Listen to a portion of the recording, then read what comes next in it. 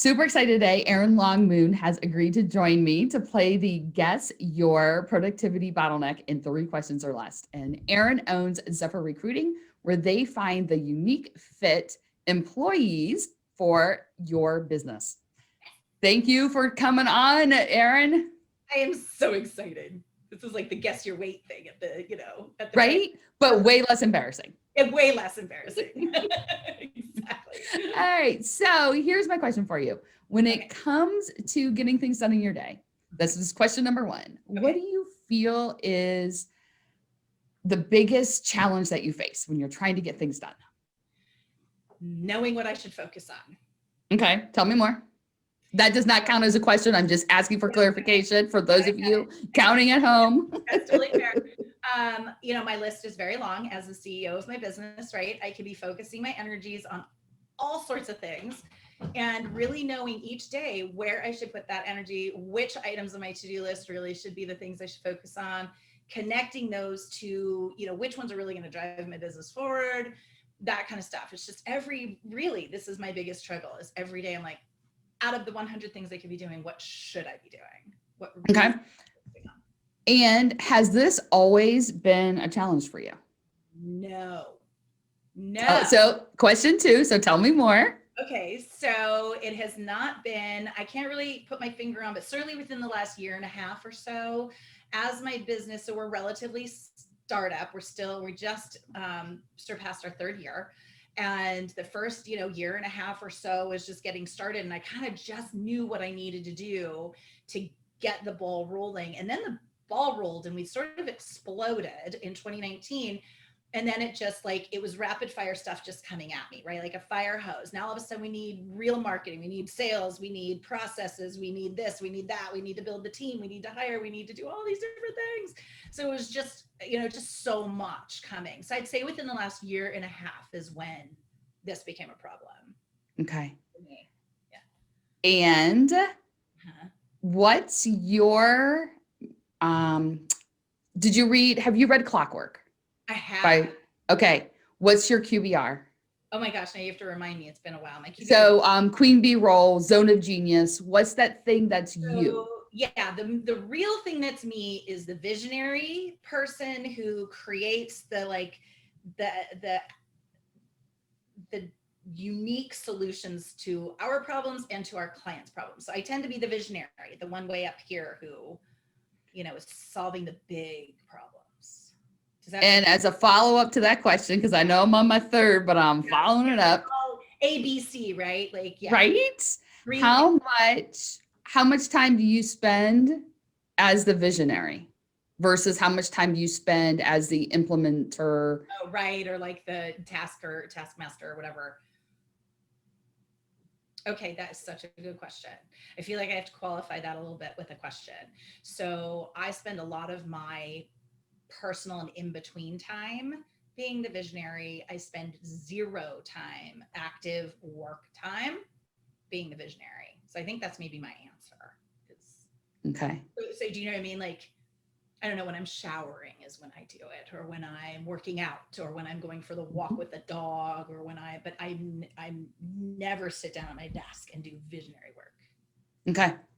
All right. So those are the 3 questions. Okay, cool. And if we look at this in the realm of the 3-step process that we use at Impactive Strategies, what we're working through right now is that first step, which is the dream step. It's that awareness step. Where are you? Mm-hmm. Where is it that you're trying to be? Right. And this is a place where we start to dig into what's the bottleneck. Right. And the bottleneck I'm seeing for you right now is a lack of white space in your calendar in order to sit and think. Interesting. Okay. I'm seeing very reactive. Yes. And not as a judgment. This is totally not judgment. Yeah. It's a very reactive place because, like most of my clients, you had it all together and then your business exploded. Yep. And now you're in catch-up mode, and the systems that worked for you before and the processes that worked for you before don't fit now because the business is different now. Right. Makes total And sense. so it's that taking that step back, which then that becomes the second part, which is the decide phase, Okay. which is the, okay, now I know I don't have white space. Mhm.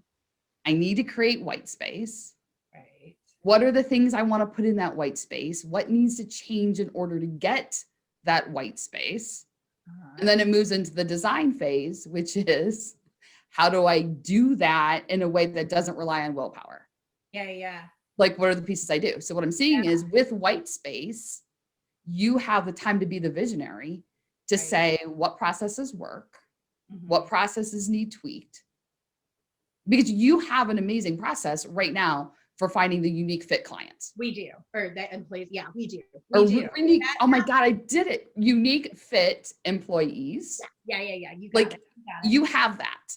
That's dialed in. You're right. That part's dialed in. And so Yeah. then to be able to take that same idea Right. and use it for all the pieces in your business right now that need fixed. Gotcha. Okay.